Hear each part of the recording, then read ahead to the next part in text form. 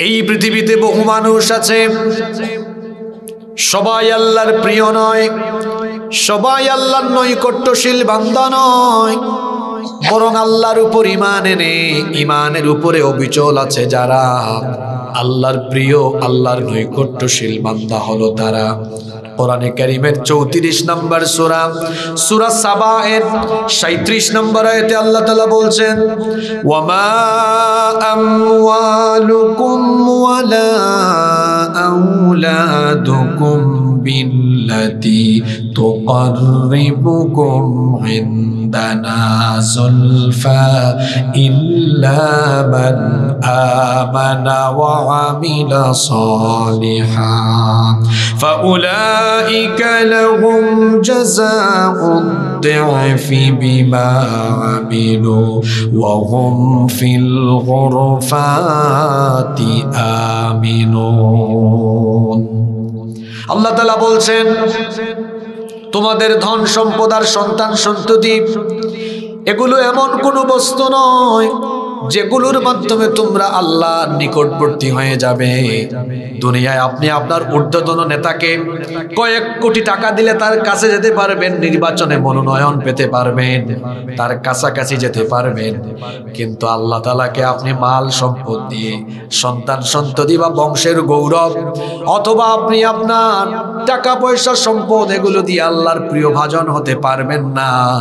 আল্লাহ বলছেন, যে ব্যক্তি ঈমান এনে ঈমানের দাবি পূরণ করে নেক আমল করবে যারা, আল্লাহর প্রিয় ভাজন আল্লাহর নৈকট্যশীল বান্দা হয়ে যাবে তারা। ঈমান এনে ঈমানের দাবি পূরণ করে নেক কাজ করবে যারা, আল্লাহর প্রিয় হলো তারা। আপনারা এখন বলবেন, হুজুর অসুবিধা নাই, আমরা তো আল্লাহর প্রিয় হয়ে গেছি, কারণ 1 নম্বর পয়েন্ট মিলে গেছে আমাদের সাথে, আমরা তো সবাই ঈমানদার, ঠিক না? তো ঈমান কি এত সহজ জিনিস? আপনি যে ঠিক বললেন, ঈমান এত সহজ জিনিস নয়। 3টি জিনিসের দাবি পূরণ করতে পারার নাম ঈমান। কয়টা? 1 নাম্বার আল ইকরার বিল লিসান, মৌখিক ভাবে ঈমানের ঘোষণা দেওয়া। 2 নাম্বার হলো তাসদীক বিল জিনান, অন্তরে তা ধারণ করা। 3 নাম্বার হলো আমালুন বিল আরকান, আপনি ঈমানের ঘোষণা দিয়ে অন্তরে যা ধারণ করলেন সেগুলো এবার বাস্তব জীবনে বাস্তবায়িত করবেন, এর নাম ঈমান। এখন আমাদের মধ্যে অনেক মানুষ আছে ঈমানের মৌখিক ঘোষণা দিয়েছে কিন্তু অন্তরে ঈমান ধারণ করে না, মুখে বলে একটা আর ভেতরে পোষণ করে আরেকটা। বলবেন, হুজুর এমন মানুষ কি আমাদের সমাজে আছে নাকি? কয়েকটা উদাহরণ দেই। দেখবেন বহু মানুষ মুখে বলে আমি ঈমান এনেছি, আমি কোরআনের আইন মানি, আল্লাহর আইন মানি, কিন্তু অন্তরে অন্তরে আল্লাহর আইন এবং কোরআনের আইনের বিরোধিতা করবে যারা, ঈমানদার নামের খাঁটি মুনাফিক হলো তারা। খাঁটি মুনাফিক কেন বললাম? কারণ মুনাফিক বাহিরে বলে একটা, ভেতরে রাখে আরেকটা। যার বাহির এক, ভিতর আরেক, তার নাম ঈমানদার, নাম মুনাফিক। ঈমানদার হওয়া এত সহজ নয়। ঈমানের ঘোষণা দিলেন, ঘোষণা দেওয়ার পরে অন্তরে তা দৃঢ়ভাবে ধারণ করে বাস্তব জীবনে সেগুলোকে বাস্তবায়িত করা লাগবে। আমি বললাম আমি আল্লাহর উপর ঈমান এনেছি, আমি আল্লাহর হুকুম মানি, কিন্তু দেখা যায় আজান হয় আমি নামাজে যাই না, ঈমানের দাবি পূরণ করি না। তারপর দেখা যায় আমি আল্লাহ তাআলার হুকুম মেনে আমার অর্থনৈতিক বিষয়াদি পরিচালনা করি না, আমি সুদের লেনদেনে সম্পৃক্ত, ঘুষের লেনদেনে সম্পৃক্ত, অবৈধ অন্যায় হারাম পথে উপার্জনে লিপ্ত। এমনি করে ঈমানের ঘোষণা দিয়ে ব্যক্তিগত, সামাজিক, অর্থনৈতিক, রাজনৈতিক সকল ক্ষেত্রে আল্লাহ তাআলার বিধিবিধানের বিপরীত জায়গায় অবস্থান করে ঈমানের ঘোষণা দেয় যারা, ঈমানদার নামের খাঁটি মুনাফিক হলো তারা। এই ধরনের মানুষ আমাদের 14 গ্রাম আর সদর দক্ষিণে নাই। জি,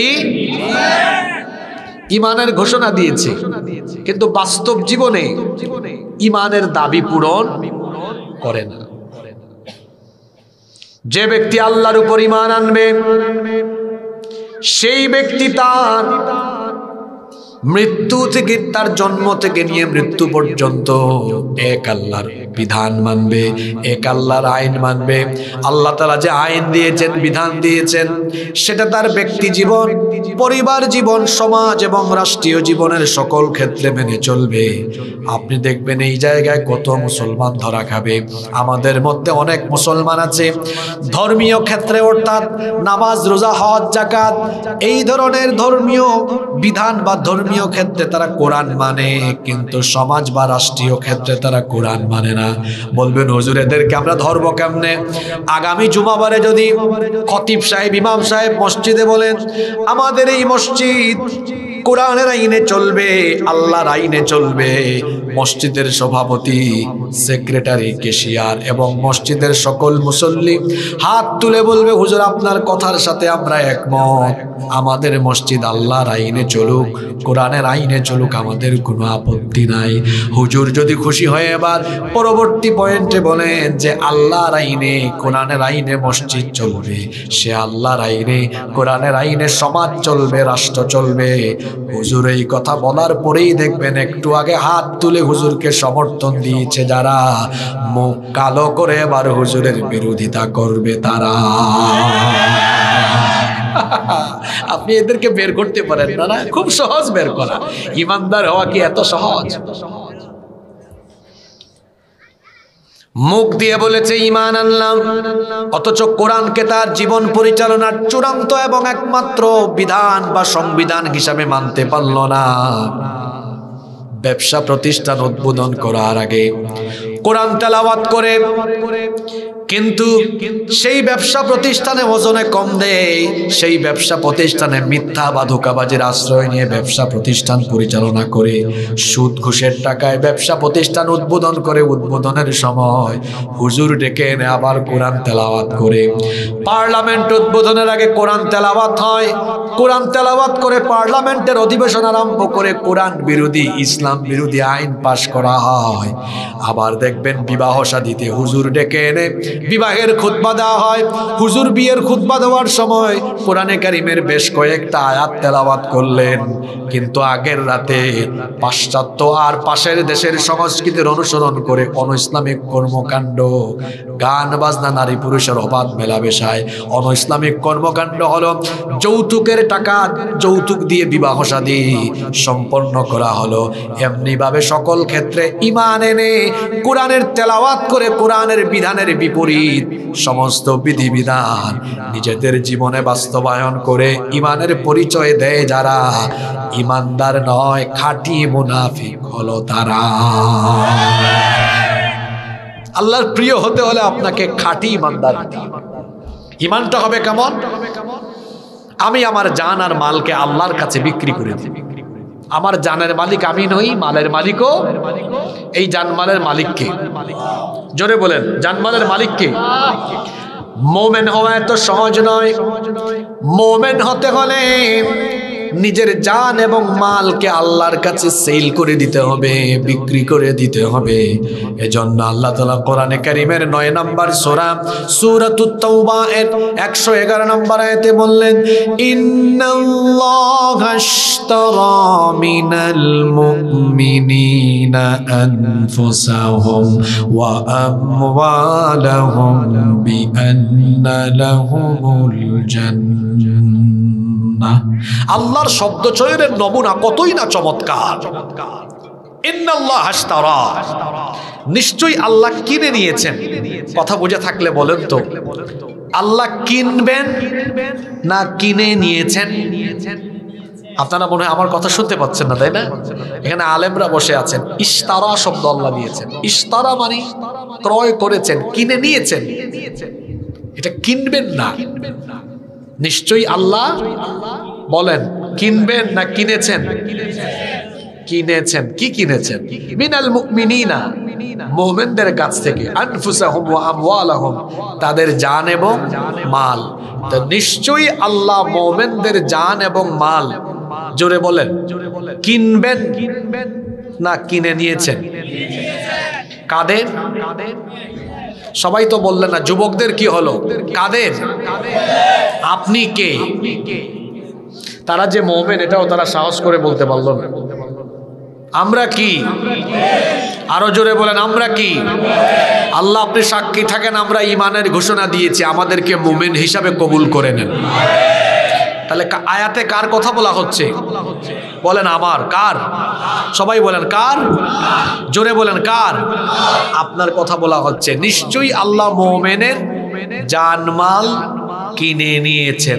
তার মানে হলো মুমিন হতে হলে জানমাল আগে বিক্রি করতে হবে।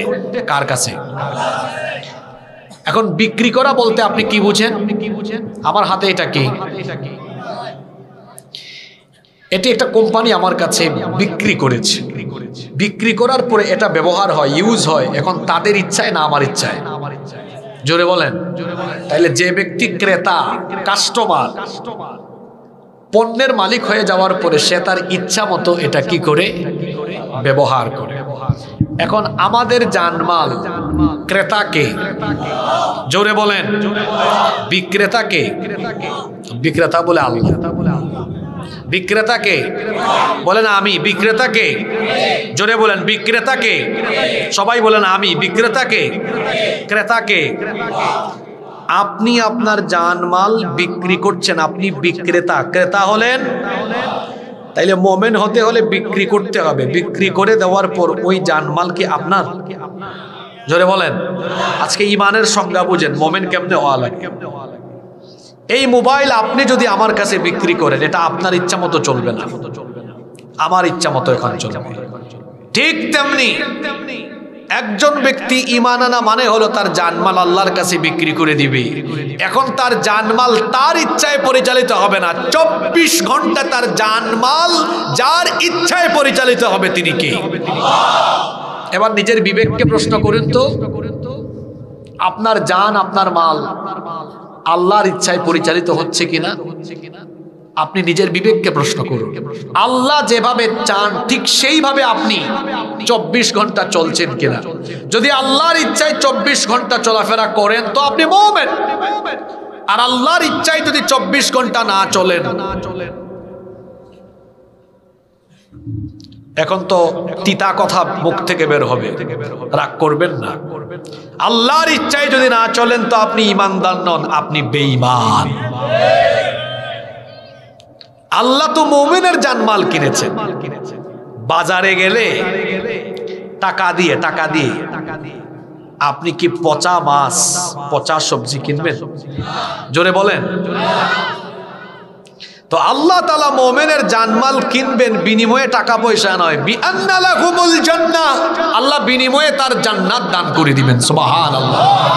আপনি যেভাবে নগদ টাকা দিয়ে পচা মাছ, পচা সবজি কিনবেন না, আল্লাহ তেমনি তার টাটকা জান্নাত দিয়ে পচা মাল আর পচা জান কিনবেন। বলবেন হুজুর পচা মাল আর পচা জান কোনটা? যেই ব্যক্তি তার জানমাল শয়তানের ইচ্ছায়, তাগুতের ইচ্ছায় পরিচালিত করে, এই ধরনের পচা জান আর পচা মাল আল্লাহ জান্নাতের বিনিময়ে কিনবেন না। পচা কোনটা? আজান হয়, নামাজে যায় না, ও সুদ খায়, ও ঘুষ খায়, ও অবৈধ পথে, অন্যায় পথে, হারাম পথে টাকা কামায়, ও আল্লাহর বিধান মানে না, ও আল্লাহর নাফরমানি করে, ওর জানও পচা, মালও পচা। তার এই পচা জান, পচা মাল আল্লাহ টাটকা জান্নাত দিয়ে কিনবেন না। কাটটা কিনবেন যার 24 ঘন্টা তার নিজের ইচ্ছায় নয়, আল্লাহ যেভাবে চান ওভাবে তার জীবন চলে, ওই ব্যক্তিকে আল্লাহ টাটকা জান্নাত দিয়ে তার জানমাল আল্লাহ দিয়ে দিবেন। সুবহানাল্লাহ। এ ধরনের ঈমানদার হবে যারা আল্লাহর প্রিয় হলো না। সুবহানাল্লাহ। এ ধরনের ঈমানদার হতে। প্রশ্ন হলো হুজুর, এ ধরনের ঈমানদার হতে চাই, এ ধরনের ঈমানদার হতে হলে আমাকে কি করতে হবে? এ ধরনের ঈমানদার আপনাকে হতে হলে এই কোরআনের সাথে সম্পর্ক তৈরি করে কোরআনের মতো নিজের জীবন বানাতে হবে। আপনারা কি আমার কথা শুনতেছেন? সচরাচর বিভিন্ন মাহফিলে যে ধরনের কথা শোনেন, আজকে তার একটু ব্যতিক্রম শুনবেন ইনশাআল্লাহ। একটু মনোযোগী থাকেন। আল্লাহর প্রিয় ভাজন তারা ঈমানদার যারা, আমরা ঈমানদার হতে চাই, হব কেমনে? এটা হলো প্রিন্টেড কোরআন। রসুল কে? রসুল হলেন প্র্যাকটিক্যাল, জীবন্ত কোরআন। সুবহানাল্লাহ পড়তে ইচ্ছে করলো না? আম্মা জান আয়েশা রাদিয়াল্লাহু আনহার কাছে সাহাবায়ে কেরাম গিয়ে বললেন, রসুলের চরিত্রের ব্যাপারে একটু ওয়াজ করেন, রসুলের চরিত্র কেমন ছিল? তিনি বললেন, তোমাদের বাড়িতে কি কোরআনে কারীম নাই? যাও, বাড়ি যাও, ওয়াজ করা লাগবে না, ওয়াজ শোনা লাগবে না। কানা খুলুকুল কোরআন, বাড়ি যাও, বাড়ি গিয়ে কোরআন পড়ো, কারণ এই কোরআন যেমন, কোরআনের প্রতিটা অক্ষর আর লাইন যেমন, আমার নবীর চরিত্র হলো তেমন। সুবহানাল্লাহ তো কইলেন, কিন্তু আপনি আপনার এই জীবনকে কোরআনের মতো গড়বেন কেমনে? আজকে একটা ফর্মুলা দিয়ে যাই, আপনারা কি শুনতেছেন? ফর্মুলাটা কি? সেটা হলো শত শত বছর ধরে চলে আসা ঐতিহ্য কোরআনের মাহফিল, এটা চলছে, এটা দিয়ে আমাদের ইমানের ব্যাটারি চার্জ হয়, কিন্তু এটা দিয়ে আমাদের পূর্ণাঙ্গ উদ্দেশ্য বাস্তবায়িত হবে না। অর্থাৎ কোরআনের মতো জীবন গড়তে হলে ব্যক্তিগত অধ্যয়ন বানাতে হবে। ভাবুন তো আমার যুবক ভাইয়েরা, আপনাদের পরিকল্পনার অভাবে কতটুকু পেছনে পড়ে গেলেন। আমি ক্যালকুলেটর থেকে হিসাব করে বলছি, প্রতিদিন যদি আপনারা আল্লাহর কোরআনের মাত্র 5 আয়াত পড়তেন, আমি কয়েকটা তাফসীরের নাম বলি, এগুলো এখন বাংলা অনুবাদ করা বাজারে পাওয়া যায়। তাফহিমুল কোরআন, তাফসীর ফি জিলালিল কোরআন, তাফসীরে জালালাইন, মারিফুল কোরআন, তাফসীর ইবনে কাসির, সব এগুলো বাংলায় অনুবাদ করা পাওয়া যায়। 2-2.5 হাজার টাকা খরচ করে এক সেট তাফসীর যদি ঘরে রাখতেন, নিজে এবং পরিবারের সবাই ডেইলি যদি মাত্র 5 আয়াত অর্থ আর ব্যাখ্যা সহ পড়তেন, সময় লাগতো মাত্র 15-20 মিনিট। মাত্র 5 আয়াত করে পড়লে, যারা অনার্সে পড়ো, এখানে কেউ আছো নাকি ছাত্র অনার্সে পড়ো? হাত তোলো তো। অনার্সে পড়ুয়া কেউ নাই? অনার্সে পড়ো, অনার্সে কয়েকজন পাওয়া গেছে, হাত নামাও। অনার্স কয় বছরের? 4 বছর। আমার সরকার তো আমার সিলেবাসে কোরআন দেয় নাই, আমার সরকার, আমার সিলেবাস আমি বানাই। কিভাবে? প্রতিদিন আমি আমার একাডেমিক বইয়ের সাথে আমার বুক শেলফে তাফসীর রাখবো। প্রতিদিন 5 আয়াত করে পড়লে মাত্র 4 বছরে গোটা কোরআন একবার অর্থ এবং ব্যাখ্যা সহ পড়া শেষ হয়ে যাবে। আল্লাহু আকবার।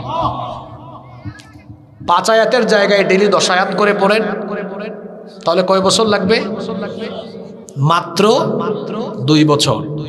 আর কেউ যদি 20 আয়াত করে পড়ে, মাত্র, চিন্তা করেছেন কত সুন্দর ফর্মুলা দিয়ে গেলাম। এখন আপনারা আমাকে বলেন, আল্লাহর প্রিয় হতে চান তো? আওয়াজ তো বড় কম হলো। এটা 14 গ্রাম আর সদর দক্ষিণের আওয়াজ নয়, এই এলাকার মাটি হলো ইসলাম প্রিয়দের ঘাঁটি। এখানে বীর পুরুষের মতো আওয়াজ হবে। দুর্বল ইমানদার আমি দেখতে পারি না। কারণ আমার বাড়িও তো সিলেটে, হযরত শাহজালাল রহমতুল্লাহ আলাইহির রুহানি সন্তান। নিজেরাও দুর্বলতা পছন্দ করি না, দুর্বল ইমানদার দেখতেও পারি না। পুরুষ কথা বলবে পুরুষের মতো, মহিলার মতো না। আমরা আল্লাহর প্রিয় হতে চাই কি চাই না? ইমানদার হতে হবে। ইমানের রঙে রঙিন হওয়ার জন্য আমাদেরকে যে কিতাব সহযোগিতা করবে, সেই কিতাবের নাম কি? জোরে বলেন। আপনি কি কোরআন ছাড়া ইমানদার হতে পারবেন? Never ever. তাহলে কি করতে হবে? মুখে মুখে ইমানদার হওয়া যাবে না। কোরআনের রঙে রঙিন হতে হলে কোরআন পড়তে হবে ডেইলি। 5 আয়াত করে পড়লে কতদিন লাগবে? 10 আয়াত করে পড়লে, 20 আয়াত করে পড়লে। নাও টেক ইউর ডিসিশন। এখন আপনি সিদ্ধান্ত নেন, আপনি কি করবেন? 5, 10 না 20? আমার তো মনে হয় সবাই 20 আয়াত করে পড়া উচিত, যাতে আগামী বছর এই এলাকায় মাহফিলের আগে সবার শেষ হয়ে যায় ইনশাআল্লাহ। ইমানের পথে অবিচল থেকে আমার মরণ যেন হয়, তোমারই কাছে মিনতি আমার, মহামহিম দয়াময়। ইমানের পথে অবিচল থেকে আমাদের মরণ যেন হয়। বলেন আমিন। তাহলে 1 নম্বর পয়েন্ট, আল্লাহর নৈকট্যশীল, নিকটবর্তী, কাছের, প্রিয় বান্দা হলো তারা ঈমানদার। আল্লাহ আমাদের সবাইকে খাঁটি ঈমানদার বানান। 2, মনোযোগ দিয়ে পয়েন্টগুলো শুনেন, এগুলো সব কুরআন থেকে বের করা পয়েন্ট, আমি নিজে বানাই নাই। 2, আল্লাহর নৈকট্যশীল, আল্লাহর প্রিয়, কাছের বান্দা হলো তারা রুটিন মাফিক, নিত্য নৈমিত্তিক আল্লাহ তাআলাকে সাজদা দেয় যারা। সুবহানাল্লাহ। দলিল কি, এটা কোথায় আছে দেখে নেই। কোরআনে কারীমে আল্লাহ বলছেন ওয়াসজুদ ওয়াকতারিব, সাজদা দাও, সাজদা দেওয়ার মাধ্যমে তুমি আমার একেবারে নিকটবর্তী হয়ে যাও।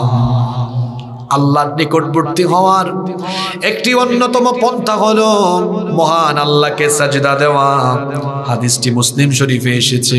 হাদিসের বর্ণনাকারী সাহাবী হচ্ছেন সবচাইতে যিনি বেশি সংখ্যক হাদিস বর্ণনা করেছেন সাইয়্যিদুল মুহাদ্দিসিন আবু হুরায়রা রাদিয়াল্লাহু আনহু। তিনি বলছেন রাসূল কারীম আমরা সবাই বলি সাল্লাল্লাহু আলাইহি ওয়াসাল্লাম বলেছেন আকরাবু মা ইয়াকুনুল আবদু মির রাব্বিহি ওয়া হুয়া সাজিদ। আল্লাহর নবী বলেছেন বান্দা যখনই তার নাক আর কপাল দিয়ে আল্লাহ তাআলার কুদরতি চরণে সাজদায় লুটিয়ে পড়ে, বান্দা তখন মহান আল্লাহর একেবারে নিকটে চলে যায়। বাংলাদেশ সরকারের প্রধান, সেটা যেই হোক, প্রধানমন্ত্রী, প্রধান উপদেষ্টা যেই হোক, কোনোদিন যদি তার কাছাকাছি যান, আপনি কারো কাছাকাছি গেলে আপনি কি তাকে আপনার চাহিদার কথা বলতে ভুলে যাবেন নাকি? অবাক কথা বলছেন না কেন আপনারা? আপনাদের গ্রামের নাম হলো লালবাগ, খুব সুন্দর নাম। এই লালবাগে যদি আজকে সরকারের কোনো গুরুত্বপূর্ণ ব্যক্তি আসেন, আপনারা যদি তাকে কাছে পান, আপনারা তো ছাড়বেন না, বলবেন আমাদের এলাকায় এটা লাগবে, স্কুল লাগবে, কলেজ লাগবে, মাদ্রাসা লাগবে, আমাদের স্কুলের টয়লেট লাগবে, মাদ্রাসার টয়লেট লাগবে, আমাদের রাস্তা লাগবে, ব্রিজ লাগবে, কালভার্ট লাগবে। আপনি গুরুত্বপূর্ণ ব্যক্তির কাছে গেলে চাহিদার কথা বলবেন কি বলবেন না? জোরে বলেন। আল্লাহর নবী বলেছেন এই জন্য তোমরা যখন সাজদায় যাবে, সাজদাকে প্রলম্বিত করো, সাজদা দীর্ঘ করো, কারণ তুমি যখন সাজদা দাও তুমি তো তোমার রবের একেবারে কাছাকাছি চলে যাও। সুতরাং তাড়াহুড়া করো না। ফাআকসিরু ফিহি দুআ, তোমরা সেই সাজদার মধ্যে বেশি বেশি দোয়া করো। আজ আমরা আমলের ক্ষেত্রে কতটা অবহেলা করি, আমরা শুধু সাজদায় বলি সুবহান রাব্বিয়াল আলা, সুবহান রাব্বিয়াল আলা, সুবহান রাব্বিয়াল আলা, এতটুকুই আমরা জানি। আমার দিকে তাকান, আল্লাহর নবী সাজদায় সব সময় একটা দোয়া পড়তেন, এই দোয়াটা আমরা অনেকে জানি না, অনেকে আমরা পড়িও না। আল্লাহর নবী বলেছেন তুমি যখন আল্লাহকে সাজদা দাও, আল্লাহ তখন তোমার দিকে দয়ার নজরে তাকান, মায়ার নজরে তাকান। সুতরাং এই সময় চাও, চাইলেই তোমার চাওয়া যিনি কবুল করে নেবেন তিনি কি? এজন্য আল্লাহর নবী এই দোয়াটা সব সময় সাজদায় করতেন। দোয়াটা কি? দোয়াটা হলো আল্লাহুম্মা গফিরলি যামবি কুল্লাহু দিক্কাহু ওয়া জিল্লাহু ওয়া আউওয়ালাহু ওয়া আখিরাহু ওয়া আলানিয়াতাহু ওয়া সিররাহু। এত সুন্দর দোয়া, এত চমৎকার দোয়া। অর্থ হলো আল্লাহুম্মা গফিরলি যামবি কুল্লাহু, হে আল্লাহ আমার যত গুনাহ আছে সব গুনাহ মাফ করো। দিক্কাহু ওয়া জিল্লাহু, ছোট গুনাহ, বড় গুনাহ, ওয়া আউওয়ালাহু ওয়া আখিরাহু, প্রথম থেকে নিয়ে শেষ গুনাহ, ওয়া আলানিয়াতাহু ওয়া সিররাহু, গোপন এবং প্রকাশ্য যত গুনাহ আছে সব গুনাহ তুমি মাফ করে দাও। এত সুন্দর দোয়া। এই দোয়া নবীজি পড়তেন কোথায়? কোথায়? এই দোয়াটা কে পারেন মুখস্থ? হাত তুলেন তো দেখি। হায় হায় হায়, আমার সাথে বলেন আল্লাহুম্মা, সবাই বলবেন তো, আল্লাহুম্মা গফিরলি যামবি কুল্লাহু, আরো শর্ট করে বলি, আল্লাহুম্মা গফিরলি যামবি কুল্লাহু দিক্কাহু ওয়া জিল্লাহু ওয়া আউওয়ালাহু ওয়া আখিরাহু ওয়া আলানিয়াতাহু ওয়া সিররাহু। আমাদের সাজদা দিতে লাগে কয় সেকেন্ড? কয় হুজুর 5 সেকেন্ড। সুবহানাল্লাহ সুবহানাল্লাহ সুবহানাল্লাহ। আপনি যদি বলতেন সুবহান রাব্বিয়াল আলা, সুবহান রাব্বিয়াল আলা, সুবহান রাব্বিয়াল আলা, আল্লাহুম্মা গফিরলি যামবি কুল্লাহু দিক্কাহু ওয়া জিল্লাহু ওয়া আউওয়ালাহু ওয়া আখিরাহু ওয়া আলানিয়াতাহু ওয়া সিররাহু। আপনি যদি আরবি ভাষার অর্থ বুঝেন, আল্লাহর কসম প্রতিটি শব্দ বলার সাথে সাথে চক্ষু দিয়ে আল্লাহর ভয়ে পানি বের হবে। সাজদা থেকে মাথা উঠানোর আগেই আল্লাহ বলবেন, তোর মতো গোলাম আমার পায়ের কাছে পড়ে সাজদা দিলে তোরে কি মাফ না করে আমি পারি? তুই তো আমার কাছের বান্দা, নিকটের বান্দা। আল্লাহ বলেন, ফেরেশতা এই বান্দার সব গুনাহ আমি মাফ করে দিলাম। বান্দা কখন আল্লাহর নৈকট্যশীল বান্দা হয়? যখন সে আল্লাহকে কি দেয়? জোরে বলতে হবে। সাজদা দেওয়ার জায়গা কোথায়? সাজদা দেওয়া হয় কোন ইবাদতে? জোরে বলেন। আপনারা কি নিচের থেকে খড় নিয়ে মুখের ভিতরে ঢুকায় রাখছেন নাকি? তো কথা বলেন না কেন? সাজদা দেওয়া হয় কোন ইবাদতে? তাহলে অর্থ কি দাঁড়ালো? আল্লাহর নৈকট্যশীল বান্দা কারা? বেনামাজি যারা না নামাজি যারা? জোরে বলতে হবে। আমাদের সবচেয়ে বড় দুশ্মন, সবচেয়ে বড় শত্রুর নাম হলো ইবলিস। সবচেয়ে বড় শত্রুর নাম হলো দুশ্মন। 14 গ্রাম আর সদর দক্ষিণের মানুষ তো বড় বুদ্ধিমান এবং চালাক, অত্যন্ত বিচক্ষণ। বলেন তো আপনারা, এই ইবলিস বা শয়তান জান্নাত থেকে বের হয়েছে কি না দেওয়ার কারণে? কয়টা? আল্লাহর কোরআন আমাদেরকে বলছে, ওয়া ইয কুলনা লিল মালাইকাতি ইসজুদু লি আদম ফাসাজাদু ইল্লা ইবলিস আবা ওয়াস্তাকবারা ওয়া কানা মিনাল কাফিরিন। এটি কোরআনের 2 নম্বর সূরা, সূরা বাকারা 34 নম্বর আয়াত। আল্লাহ বলছেন, স্মরণ করো যখন তোমার রব ফেরেশতাদেরকে বলেছেন আদমকে সাজদা দাও, সবাই সাজদা দিয়েছে, একজন ছাড়া। যে দেয় নাই তার নাম হলো আবা, অস্বীকার করেছে, ওয়াস্তাকবারা, অহংকার করেছে, ওয়া কানা মিনাল কাফিরিন, কাফির হয়েছে, মরদুদ হয়েছে, জান্নাত থেকে বিতাড়িত এবং মালউন, এবং সে অভিশপ্ত হয়েছে। একটা সাজদা না দেওয়ার কারণে আল্লাহ তাকে জান্নাত থেকে বের করে দিলেন। সে এবার সংকল্প করল, আমি সাজদা না দেওয়ার কারণে যদি আমাকে তুমি জান্নাত থেকে বের করে দাও, আমিও দেখবো আদম আর আদমের ছেলে মেয়েরা, আদমের বংশধরেরা তোমাকে কেমনে সাজদা দেয়। আমার টার্গেট হলো আদমের বংশধরদেরকে সাজদা থেকে দূরে সরায়া রাখা। শুনতেছেন আপনারা?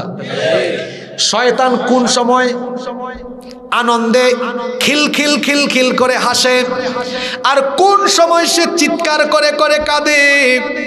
আল্লাহর নবীর হাদিস আমাদেরকে বলছে, যখন কোনো বান্দা সাজদা দেয়, ইয়তাজালা শাইতানু আনহু ইয়াবকি ওয়া ইয়াকুল, শয়তান তখন ওই ব্যক্তির সাজদার দৃশ্য দেখে মনের ব্যথায়, মনের যন্ত্রণায় ওই ব্যক্তির নিকট থেকে দূরে চলে যায়। সাজদা দেখে দেখে কাঁদতে থাকে আর বলতে থাকে, ইয়া ওয়াইলি, হায় দুর্ভাগ্য, উমির ইবনু আদম বিসসুজুদ, আদম সন্তানকে সাজদা দেওয়ার আদেশ দেওয়া হয়েছে। ফাসাজাদা ফালাহুল জান্নাহ, সে সাজদা দিয়ে তার জন্য জান্নাত হাসিল করে ফেললো। আমাকেও তো সাজদা দেওয়ার আদেশ দেওয়া হয়েছিল, ফাআবাইতু ফালিন্নার, কিন্তু আমি সেই আদেশ অস্বীকার করে আমার জন্য জাহান্নামের আগুনকে আমি অনিবার্য করে ফেললাম। ইবলিস যখনই দেখে কোনো ব্যক্তি আজান হওয়ার পরে সাজদা দেয়, ইবলিস তখন ওই ব্যক্তির নামাজ দেখে কাঁদে। আর ইবলিস যাকে ধোঁকা দিয়ে নামাজ থেকে সরাতে পারে, সাজদা থেকে দূরে নিতে পারে, তাকে দেখে ইবলিস আনন্দে আত্মহারা, খুশিতে মাতোয়ারা হয়ে ইবলিস তখন হাসে। তাহলে হাদিসটা বুঝতে পারলে সবাই বলেন তো, হাদিসটা আপনাকে কি বার্তা দিল, কি মেসেজ দিল? এবার এক কথায় প্রশ্ন হবে, আপনারা ওখান থেকে উত্তর দিবেন। ইবলিস হাসে নামাজে গেলে না বেনামাজি হলে? ইবলিস কাঁদে নামাজে গেলে না বেনামাজি হলে? ওকে, ফাইন। এখন আপনি সিদ্ধান্ত নেবেন এখানে বসে, আপনি কি রেগুলার ইবলিসকে হাসাবেন না কাঁদাবেন? আপনি সিদ্ধান্ত নেন। জি, আমি তো বড় তিতা কথা বলি, যদি ইবলিসকে কাঁদাতেই চান তো আজকের ফজর গেল কোথায়, আজকের জোহর আসর মাগরিব এশা গেল কোথায়, কোথায় গিয়েছে? এটা আমার জাতীয় কবি উত্তর দিয়েছেন। উত্তরটা শুনবেন? হ্যাঁ, জাতীয় কবির কঠিন ভক্ত আমি, এত সুন্দর সুন্দর কবিতা লিখেছে। আপনাদের 5 ওয়াক্তের নামাজ কোন দিক দিয়ে গেছে তিনি বলে দিয়েছেন। ঘুমাইয়া কাজা করেছ ফজর, তখনও জাগনি যখন জোহর, হেলায় খেলায় কেটেছে আসর, মাগরিবের ওই শুনি আযান, এখনো জামাতে হও রে শামিল, এখনো এশাতে আছে স্থান, বাজিছে দামামা বাদরে আমামা, শির উঁচু করি মুসলমান, দাওয়াত এসেছে নয়া জামানার, ভাঙা কেল্লায় উড়ে নিশান। ফজর যায় কিভাবে? যুবক ভাইয়েরা, কিভাবে যায়? কেমন করে ঘুমাও তুমি, কেমন করে ঘুমাও তুমি, ফজর করে কাজা, এমনও তো হতে পারে জোহরে জানাজা। হতে পারে না তো? পাকুম করে যে মোটরসাইকেল চালাও, পাকুম করে। আজকে সকালে টাঙ্গাইল থেকে ফিরছি, এই পথ দিয়ে গিয়েছে, 3টা বাস অ্যাক্সিডেন্ট নিজের চোখের সামনে দেখছি। গত কয়েকদিনে অনেকগুলো মোটরসাইকেল বাইক অ্যাক্সিডেন্টে 18, 20, 22 বছরের ছেলেদেরকে মরতে দেখেছি চোখের সামনে। আহা, নামাজ আদায় করে না, ঘুমায়া যায় ফজর। জোহরের আগে কি লাশ, বাচ্চারা যে একটু আগে জানাজার প্রদর্শনী দেখালো, প্রদর্শনী যখন দেখিয়েছে উপলব্ধি করেছেন? আপনি তো ওখান থেকে কি মনে করেছেন জানি না, আমি এটা দেখে ভাবছিলাম ওই যে সাদা একটা বালিশ দিয়েছে, আমি ভাবছিলাম হায় রে, কোন সময় হাসিবুর রহমানের শরীর থেকে কাপড় খুলে মানুষ সাদা কাফন দিয়া এইরকম লাশ বানায় জানাজা পড়ে 3.5 হাত মাটির ভিতরে ঢুকায় দিবে। এটাই হলো জীবনের বাস্তবতা। যিনি এই গান লিখেছেন উনিও 2 সপ্তাহ আগে চলে গেছে। আমি অনেক জায়গায় এই সঙ্গীতটা গাইতাম। চোখেরই পলকে তুমি হতে পারো লাশ, চিরতরে বন্ধ হবে তোমারই নিঃশ্বাস, হবে এলান তোমারই নাম মসজিদের মাইকে, হবে এলান তোমারই নাম মসজিদের মাইকে, বাড়িওয়ালা নাই রে বাড়ি নাই রে দুনিয়াতে, বাড়িওয়ালা নাই রে বাড়ি নাই রে দুনিয়াতে, বাড়িওয়ালা নাই রে বাড়ি নাই রে দুনিয়াতে, বাড়িওয়ালা নাই রে বাড়ি নাই রে দুনিয়াতে। কেউ থাকবে না, ফজর গেল ঘুমে। আর জোহর কেমনে? হেলা খেলায়, তামাশায়। আসর আর মাগরিব যায় খেলাধুলায়, রং তামাশায়। এশার নামাজ যায় বন্ধুদের সাথে আড্ডা। কিয়ামত একদিন হবে, সন্দেহ আছে? সেই দিন প্রথম কোন আমলের হিসাব হবে? বললেন না তো, কোন আমলের হিসাব? এটি বুখারী শরীফের হাদিস। আল্লাহ নবী বলেছেন, ইন্না আউওয়ালা মা ইউহাসাবু বিহিল আবদু ইয়াউমাল কিয়ামাতি মিন আমালিহি সালাতি, নিশ্চয়ই কিয়ামতের ময়দানে প্রথম যে আমল সম্পর্কে তোমাদেরকে জিজ্ঞেস করা হবে সেটা হলো, আমার বান্দা বলো তোমার 5 ওয়াক্তের নামাজ তুমি ঠিক মতো আদায় করেছো কিনা। কি জবাব দিবেন? নামাজ আদায় করেন না। আল্লাহ নবী বলেছেন, বাইনাল আবদি ওয়া বাইনাল কুফরি তারকুস সালাহ, আল্লাহর বান্দা আর কাফিরের মধ্যে পার্থক্য হলো নামাজ ছেড়ে দেওয়া। আচ্ছা, এখানে যদি 6-7 জন মানুষের পা থেকে নিয়ে গলা পর্যন্ত এতটুকু দেহ রাখা হয়, মাথা যদি না থাকে, ফিঙ্গারপ্রিন্ট আর ডিএনএ টেস্ট করা ছাড়া এতটুকু দেহ দেখে কি ওই ব্যক্তির পরিচয় জানা যাবে? একজন ব্যক্তির পরিচয় দেখেই চেনা যায়। কোন জিনিসটা দেখে? মাথা বা চেহারা। মাথা কোনটা? মাথা ছাড়া যেমন কোনো ব্যক্তির পরিচয় পাওয়া যায় না, ইসলামের ইবাদতের মাথা হলো as-সালাতু হিয়া রাসুল ইবাদাহ। নামাজ হলো ইবাদতের মগজ, ইবাদতের মাথা। মাথা ছাড়া যেমন গলা পর্যন্ত দেহ দিয়ে কারো পরিচয় পাওয়া যায় না, ইসলামের ইবাদত এর মগজ মাথা। ইসলামের ইবাদতের মগজ বা মাথা নামাজ বাদ দিয়ে ওয়াজ মাহফিলের বক্তা হয়ে, তক্তা হয়ে, শ্রোতা হয়ে, সভাপতি হয়ে, আয়োজক হয়ে, রোজা রেখে, হজ করে, যাকাত করে, নামাজ বাদ দিয়ে কখনো মুসলমানের পরিচয় পাওয়া যায় না। কিসের মাহফিল আর কিসের ইসলামী আন্দোলন? সবার আগে নামাজ। মান আকামাস সালাতা ফাকাদ আকামাদ-দ্বীন। যে ব্যক্তি নামাজ কায়েম করলো সে দিন কায়েম করলো। ওয়াজ করা বা শোনা হলো নফল, আর নামাজ আদায় করা হলো। কিন্তু কিয়ামতের আলামত দেখতে পাচ্ছি, রাত 12টা পর্যন্ত মাহফিলে প্যান্ডেলের ভেতরে জায়গা হয় না, আর ফজরের নামাজে মসজিদে মুসল্লি পাওয়া যায় না। আমার নবীর মসজিদ ছিল কাঁচা, উপরে খেজুর পাতার ছাউনি, নিচে কোনো কার্পেট বা টাইলস ছিল না। মসজিদ ছিল কাঁচা, মুসল্লি ছিল পাকা। এখন আমাদের মসজিদ হয়েছে পাকা, আর মুসল্লির অভাবে আমাদের মসজিদ 5 ওয়াক্ত পরে থাকে ফাঁকা। ঠিক তো কইলেন, এটার সংশোধন কে করবে? আমরা। আজ সিদ্ধান্ত নিলাম, আজ এখানে সিদ্ধান্ত নিচ্ছি, শয়তানকে হাসাবো না কাঁদাবো? বুঝে শুনে বলেন দেখি, হাদিসটা মনে রাখছেন কিনা? আমি নামাজে না গেলে শয়তান, বললেন না তো? আমি নামাজে না গেলে শয়তান। ওই পিছনে যারা বসেছে তারা সহ বলবো, আমি নামাজে না গেলে শয়তান গেলে। এখন বলেন, হাসাবেন না কাঁদাবেন? সালাত কায়েম করো, সালাত কায়েম করো, হবে সম্মানী তুমি, হবে জান্নাতি তুমি, দেবে কাল হাসরে শীতল ছায়া আরশে আযীম। রব্বিয়াল আলা রব্বিয়াল আযীম, রব্বিয়াল আলা রব্বিয়াল আযীম। সুবহানাল্লাহ।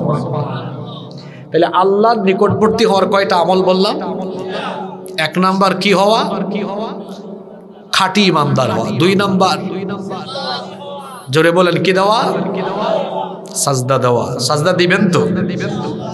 3, পরবর্তী পয়েন্টগুলো সুন্দর। 3 নাম্বার, আল্লাহর প্রিয় হলো তারা আল্লাহর জিকির করে যারা। আচ্ছা, শব্দটা কি বললাম? আমার দেশে মানুষ জিকির মানে বুঝে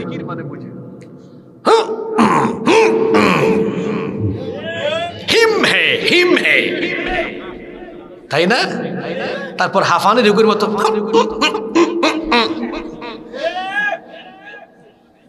ইন্না লিল্লাহি ওয়া ইন্না ইলাইহি। হোয়াট ইজ জিকির? জিকির কি? আচ্ছা আপনারা বলেন তো, জিকির শব্দটা কি বাংলা না আরবি? আরবি। জিকির শব্দটা হচ্ছে, এই যে হুজুর আমার উস্তাদ, আমার উস্তাজের মতো জিজ্ঞেস করে দেখেন, জিকির শব্দের অর্থ হলো স্মরণ করা, মনে করা। জিকির শব্দের অর্থ হলো স্মরণ করা। জিকির মানে হলো আমার অন্তঃকরণে, আমার হৃদয়ে মহান আল্লাহ কুদরত এবং রহমতে স্মরণ করে গুনাহ থেকে বেঁচে থাকা, আর আল্লাহর রহমতের প্রত্যাশী হওয়া। আল্লাহর জিকির করার মানে হলো সকল কাজে, সকল জায়গায়, সর্বাবস্থায় আমার অন্তরে যার কথা মনে থাকবে তিনি কে? কুয়াশা, গত সপ্তাহে জানি না কেমন কুয়াশা পড়েছে। আমি টানা 9 দিন উত্তরবঙ্গ ছিলাম। 8 ডিগ্রি, 9 ডিগ্রি, 10 ডিগ্রি সেলসিয়াস কুয়াশা, কিচ্ছু দেখা যায় না। আমি 2-3টা মাহফিল করেছি ওই নীলফামারী পঞ্চগড়ের দিকে, শ্রোতাও দেখা যায় না। প্রচন্ড কুয়াশার ভেতরে আমি কোনো কাজ কারবার করলে আমার গ্রাম লালবাগের মানুষ দেখবে না, জানবে না। জানেন কি? তাহলে আমি কোনো গুনাহ করব না। আল্লাহর জিকির মানে কি? এই দেখেন ওই যে বানাইছে, এটা জিকির না। জিকির কি? আমার হাতে হলো, জোরে বলেন, আমি ইউটিউবে ঢুকেছি। ইউটিউব শরীফ আছে না সবার কাছে? ঢুকার পরে আসছে এখানে আবুল তাবুল ভিডিও, অশ্লীল ভিডিও। আসা মাত্রই আমি মনে করলাম আস্তাগফিরুল্লাহ, আল্লাহর কথা মনে পড়েছে, আমার আল্লাহ দেখে ফেলবেন, বন্ধ করে দিলাম। আমি এটা বন্ধ করলাম, এটা দেখলাম না, একজনের কথা স্মরণ হয়ে যাওয়ায়। তিনি কি? এটার নাম জিকির। এটার নাম কি? আর ব্যাককলের দল ব্রাহ্মণবাড়িয়া আর কুমিল্লায় জিকির বানাইছে কি? আপনারা কুমিল্লার মানুষ, রাগ করেন না, আপনাদের এলাকার কথা বলছেন। এখানে কিছু এলাকা আছে না, ওরে বাপ রে বাপ, কিছু মানুষের কুষ্ঠকাঠিন্য, কুষ্ঠকাঠিন্য বুঝেন তো? কুষ্ঠকাঠিন্য হলে যা হয়, আর জিকিরের সময় তো দেখে মনে হয় কুষ্ঠকাঠিন্য রোগী, তারপর হাঁফানি রোগীর মতো করে, আবার কয় বসেন বসেন, দাঁড়ান দাঁড়ান।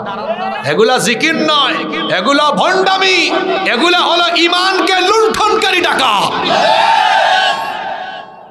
জিকির তো বুঝাই দিলাম। জিকির মানে হলো কাকে স্মরণ করা। আমার দিকে তাকান, আল্লাহর প্রিয় হলো তারা আল্লাহর জিকির করে। কোন ব্যক্তি আল্লাহর প্রিয়? এই ওই যুবকটা আল্লাহর প্রিয়, ও ফোন হাতে নিয়েছে, ফেসবুকে গিয়েছে। এখন দেখবেন ইউটিউবে ভালো একটা ভিডিও দেখলে নিচে দিয়ে আরো খারাপ তিনটা চলে আসে না? তারপর কিছু অ্যাপস আছে, এগুলা দরকার না হলে ইউজ না করাই ভালো, যেমন ইমো, তারপরে শেয়ার ইট। আপনি খুলবেন, বিভিন্ন ধরনের আজে বাজে অ্যাড চলে আসবে। তো এক যুবক খুলেছে, আজে বাজে অ্যাড বা যে কোনো কিছু চলে আসছে, আস্তাগফিরুল্লাহ, বন্ধ করে দিয়েছে। এই যুবক আল্লাহর জিকিরকারী যুবক, এই যুবক আল্লাহর প্রিয় যুবক। সুবহানাল্লাহ। কষ্ট হচ্ছে মনে হয় আপনাদের? আল্লাহর জিকির করলে আল্লাহর কত কাছে যাওয়া যায়। একটা হাদিস বলি, শুনতেছেন তো আপনারা? দেখেন এই হাদিসটা শুনে। আবু হুরায়রা রাদিয়াল্লাহু আনহু এই হাদিসের বর্ণনাকারী সাহাবী, এটা হাদিসে কুদসি। আল্লাহ তাআলা বলেছেন, আনা ইনদা যান্না আবদি বি, আমার ব্যাপারে আমার বান্দা ধারণা করে যেমন আমি তেমন। অর্থাৎ কেউ মনে করছে আমার আল্লাহ আমাকে দেখছেন, আসলেই তো আমি তারে দেখছি। ও আনা মাহু হিনা ইয়াযকুরুনি, যখন সে আমাকে স্মরণ করে, আমার জিকির করে, তখন আমি তার কাছাকাছি থাকি। ইন যাকারানি ফি নাফসি, যখন সে তার অন্তর দিয়ে আমার জিকির করে, যাকারতুহু ফি নাফসি, আমি আল্লাহ তাকে নিজে স্মরণ করি। ওয়া ইন যাকারানি ফি মালাইন, যখন সে কোনো উত্তম সমাবেশে আমার জিকির করে, যেমন আমি আপনাদেরকে নিয়ে এখন আল্লাহর জিকির করছি, আল্লাহ বলছেন যাকারতুহু ফি মালাইন হুম খায়রুম মিনহুম, আমিও এখন হাসিবুর রহমান আর এই লালবাগের মানুষের জিকির আরো উত্তম সমাবেশে, অর্থাৎ ফেরেশতাদেরকে ডেকে ফেরেশতাদের সমাবেশে বলছি, তাকায় দেখ আমার এই বান্দারা কত উত্তম, তারা আমার জিকির করে, আমিও তোদের সামনে তাদের জিকির করি। সুবহানাল্লাহ পড়তে ইচ্ছা করে না? আপনারা মনোযোগ দিয়ে শুনতেছেন না অমনোযোগী হয়ে গেলেন? আল্লাহর নবী, আল্লাহ তাআলা আরো বলেছেন, যে যেটা হাদিসে কুদসি, আল্লাহ তাআলা বলেছেন, ওয়া ইন তাকাররাবা মিন্নি শিবরান, যখন কেউ আমার দিকে এক বিঘত এগিয়ে আসে, তাকাররাবতু ইলাইহি যিরাআন, আমি তার দিকে এক হাত এগিয়ে আসি, অর্থাৎ আমার রহমত তার দিকে এক হাত এগিয়ে আসে। ওয়া ইন তাকাররাবা ইলাইয়া যিরাআন তাকাররাবতু মিনহু বা'an, যখন সে আমার দিকে এক হাত এগিয়ে আসে, আমি তার দিকে দুই হাত এগিয়ে আসি। ওয়া ইন আতানি ইয়ামশি আতাইতুহু হারওয়ালা, যখন কেউ আমার দিকে হেঁটে হেঁটে আসে, আমি আল্লাহর রহমত তখন তার দিকে দৌড়ায়া দৌড়ায়া আসে। জিকিরকারী বান্দা যার প্রিয়, জোরে বলেন তো তিনি কে? নাম্বার 4, আল্লাহর প্রিয় এবং নৈকট্যশীল বান্দা হলো তারা ফরজের প্রতি যত্নবান হয়ে মাঝে মাঝে নফলেও যারা মনোনিবেশ করে, আল্লাহর প্রিয় বান্দা হলো তারা। সুবহানাল্লাহ। এটাও হাদিসে কুদসি আল্লাহ তাআলা বলেছেন, মা ইয়াতাকাররাবা ইলাইয়া আবদি বিশাইইন আহাব্বা ইলাইয়া মিম্মা আফতারাতু আলাইহি ওয়া মা ইয়াজালু আবদি ইয়াতাকাররাবু ইলাইয়া বিন-নওয়াফিলি হাত্তা উহিব্বাহ। আল্লাহ তাআলা বলেছেন, ফরজ যথাযথ আদায় করার পরে আমার বান্দা যখন নফল আদায় করে, তখন সেই বান্দা আমার প্রিয় হয়ে যায়, তাকে আমি তখন ভালোবাসি। ফাইদা আহবাবতুহু কুনতু সামাউল্লাযী ইয়াসমাউ বিহি ওয়া বাসারাহুল্লাযী ইউবসিরু বিহি ওয়া ইয়াদাহুল্লাতী ইয়াবতিশু বিহা ওয়া রিজলাহুল্লাতী ইয়ামশি বিহা। আল্লাহ তাআলা বলেছেন, আমি যখন আমার কোনো বান্দাকে ভালোবাসি তখন তার কান আমার কান হয়ে যায়, তার চোখ আমার চোখ হয়ে যায়, তার হাত আমার হাত, তার পা আমার পায়ে পরিণত হয়ে যায়। না বুঝছে সুবহানাল্লাহ পড়ছেন, বুঝছে তারপর সুবহানাল্লাহ। কি বলেছেন? যে ব্যক্তি ফরজের পরে নফল আদায় করে, তার চোখ আমার চোখ, তার কান আমার কান, তার হাত আমার হাত, তার পা। কোনো কিছুকে আল্লাহর মতো, লাইসা কামিসলিহি শাইউন, কোনো কিছুই আল্লাহর মতো। তাহলে এখানে কি বলা হলো? মুহাদ্দিসিনে কেরাম এই হাদিসের ব্যাখ্যা কত সুন্দর করে দিয়েছে।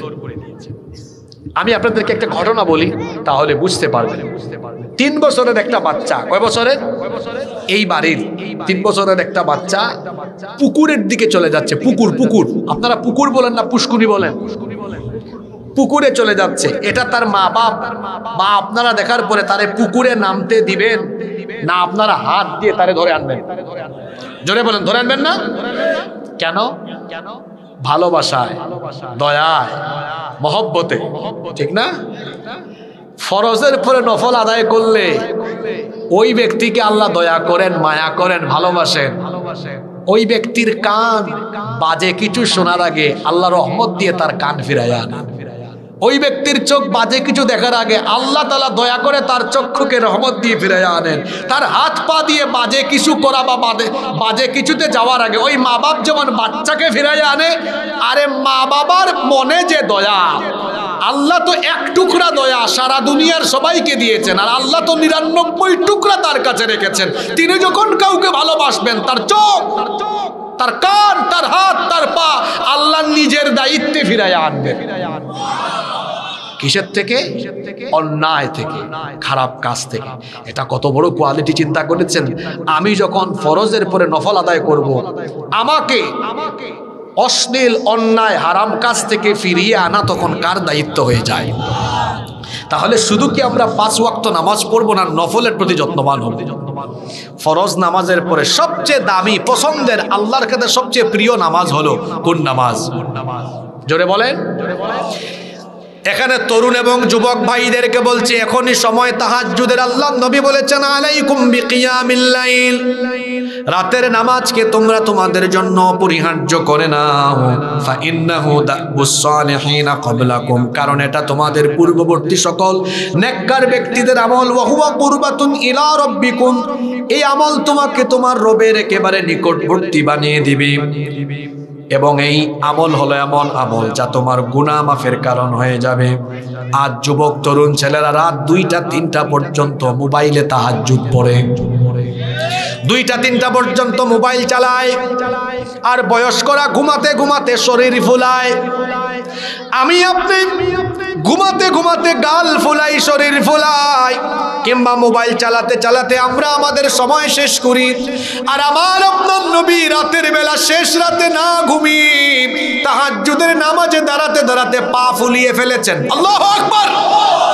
আম্মা জানা আয়েশা রাদিয়াল্লাহু আনহা এটা দেখে বললেন, লিমা তাসনা হাদা, কেন এমনটা করছেন? পা তো আপনার ফেটে যাচ্ছে, আল্লাহ তো আপনার আগের গুনাহ, পরের গুনাহ মাফ করে আপনাকে জান্নাতবাসী বানিয়ে দিয়েছেন। আল্লাহর নবী তখন বললেন, আফালা উহিব্বু আন আকুনা আবদান শাকুরা, এই যে আল্লাহ আমার আগে পরের গুনাহ মাফ করে জান্নাতবাসী বানিয়েছেন, এটার জন্য কি আমি আল্লাহর গোলামি করে আল্লাহর শুকরগুজার বান্দায় পরিগণিত হব না?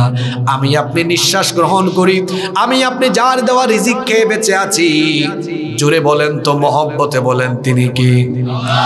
সেই আল্লাহ তাআলাকে কি সাজদা দিতে মন চায় না?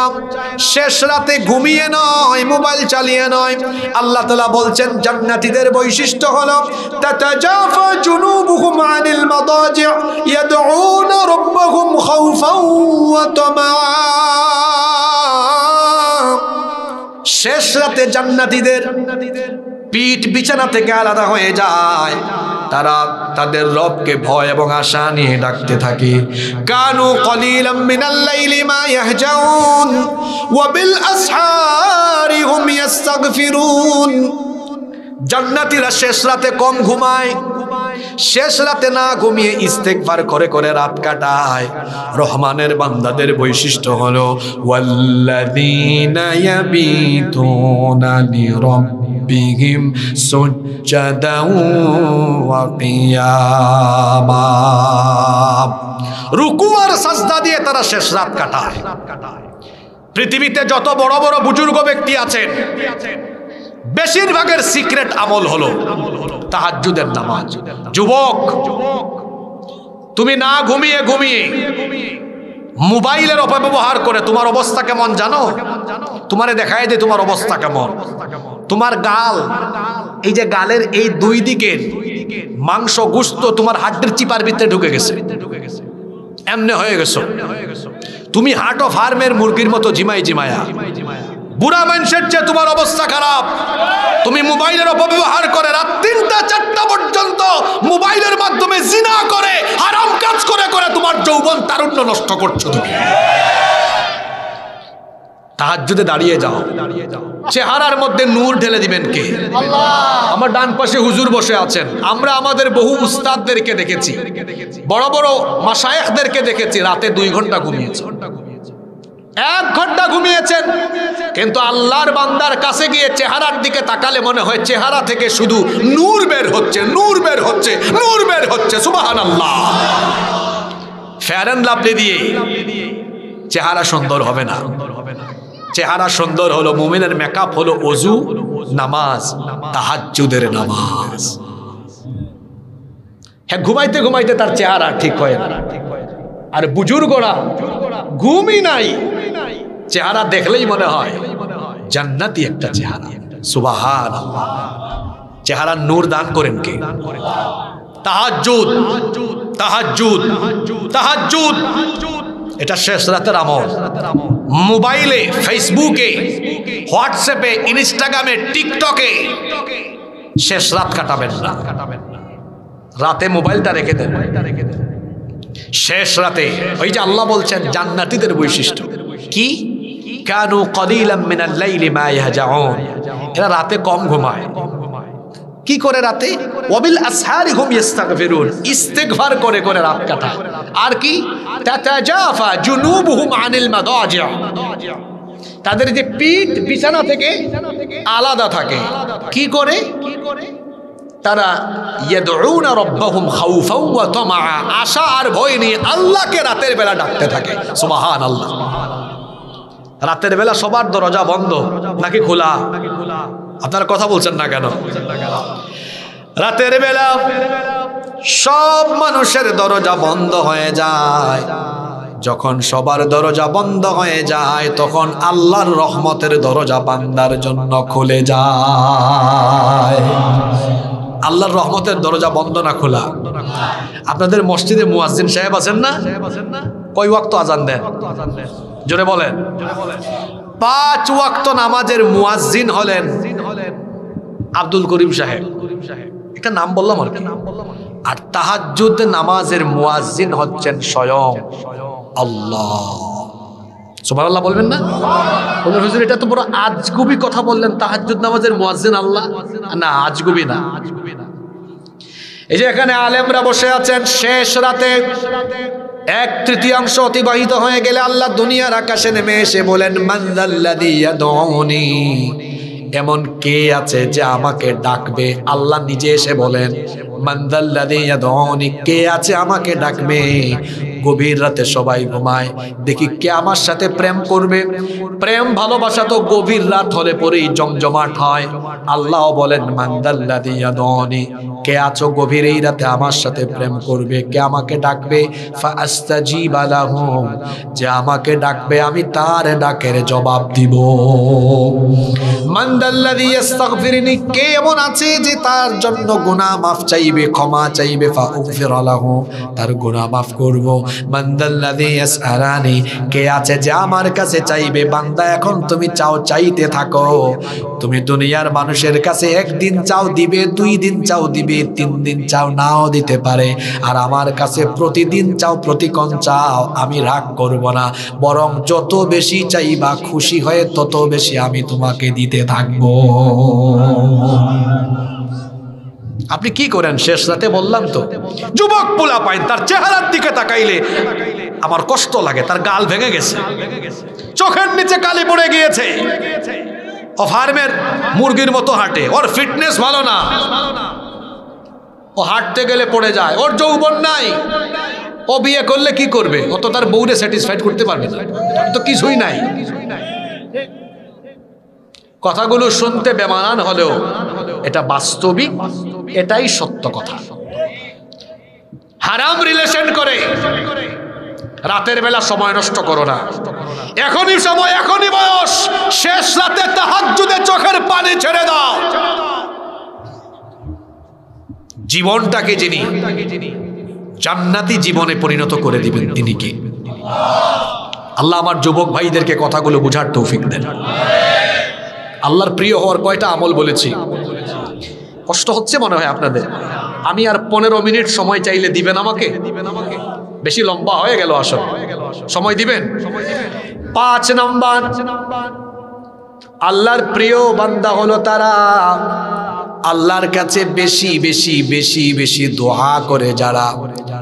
দোয়া হলো এমন একটা মিসাইল, এটা এমন একটা মিসাইল, আপনি যদি আল্লাহর কাছে চাওয়ার মতো চাইতে পারেন, আল্লাহ দিতেই থাকবেন, দিতেই থাকবেন, দিতেই থাকবেন। সুবহানাল্লাহ।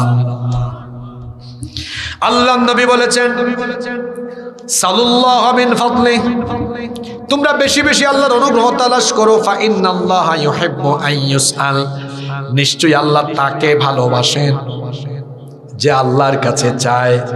অন্য হাদিসে এসেছে, আল্লাহর নবী বলেছেন, মাল্লাম ইয়াসআলিল্লাহ ইয়াগদাব আলাইহি, যে ব্যক্তি আল্লাহর কাছে চায় না, আল্লাহ ওই ব্যক্তির উপর রাগ করেন, ক্রোধান্বিত হন। আমার দিকে তাকান, বলেন তো দেখি, যে আল্লাহর কাছে চায় না, আল্লাহ তার উপর খুশি না বেজার? এবার আপনারা বলেন, লালবাগের একজন মানুষ ডেইলি এসে আপনার কাছে চায়, লুকাইয়েন না, সত্য কথা বলেন, আপনি কি তার উপর খুশি হবেন না বেজার হবেন? আমার কথা আমি বলে ফেললাম, আমিও তো মানুষ না, স্বার্থপরতা আছে, হয়তো আমিও বেজার হয়ে যাব, আপনিও বেজার হয়ে যাবেন। আর এই হাদিসে এসেছে, আল্লাহর নবী বলেছেন, যে আল্লাহর কাছে চায় না, আল্লাহ তার উপর বেজার হন, আর যে আল্লাহর কাছে যত বেশি চায়, আল্লাহ তার উপরে তত বেশি খুশি হন। চাইবেন কার কাছে? যারা চায় চায় চায়, এরা কার প্রিয়? এরা আল্লাহর নৈকট্যশীল। আল্লাহ কোরআনে বলেছেন, ওয়া ইযা সাআলাকা ইবাদি আন্নী ফাইন্নী করিব, করিব নিকটবর্তী। আল্লাহ বলেছেন, আর তারা যখন আমাকে, আর আমার বান্দারা যখন আমার কাছে চাইবে, ফাইন্নী করিব, নিশ্চয়ই আমি তার নিকটে, আমি তার নৈকট্যশীল। সুবহানাল্লাহ। আমরা চাইতে জানি না। গত 3 দিন আগে একজন আমাকে মাহফিলে বলতেছে, উত্তরবঙ্গে ছিলাম, কই হুজুর 15টা বছর হয়েছে বিয়ে করেছি, আমার বাচ্চা হয় না। বললাম, তো কি হয়েছে? 15 বছর হয়েছে মাত্র, আর আমার জাতির পিতা 86 বছর বয়সে সন্তান ছিল না, বৃদ্ধ বয়সে তাকে সন্তান দিয়েছেন কি আল্লাহ। ওই মাহফিলে আরেকজনকে ডেকে আনলাম, উনি মাহফিলের সেক্রেটারি। বললাম, এই ভাইকে জিজ্ঞেস করেন, আমি গত বছর মাহফিলে এসেছিলাম, বলছেন সন্তান নাই।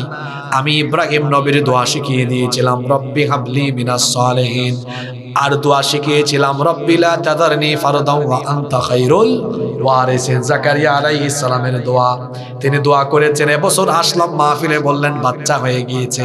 এই দোয়াগুলো আপনি করেন, আল্লাহর কাছে চান, কারণ আল্লাহ চাইলে তো বেজার হন না, আল্লাহ চাইলে খুশি হন। চাইতে থাকেন, চাইতে থাকেন। আপনি তাহাজ্জুদে আল্লাহরে সাজদা দিতে থাকেন, আল্লাহর কাছে চাইলে আল্লাহ ফিরাইয়া দেন না, চাওয়ার মতো চাইলে যিনি দিয়ে দেন তিনি কি? ব্যবসা বাণিজ্যের বরকতের দরকার, আল্লাহর কাছে চান। বেকার আছেন, কর্মসংস্থানের দরকার, আল্লাহর কাছে চান। বেশি বেশি চাইতে থাকেন, কারণ আল্লাহর কাছে দোয়া করে যারা চাইবে, যারা আল্লাহর নিকটবর্তী, আল্লাহর প্রিয় বান্দা হলো তারা। যে চায় না সে অহংকারী, যে চায় না সে কি? যেন বেশি বেশি চাইবেন কার কাছে? নাম্বার 6, 6 নাম্বার, আল্লাহর নৈকট্যশীল আল্লাহর প্রিয় বান্দা হলো তারা বেশি বেশি তওবা এবং ইস্তেগফার করে যারা।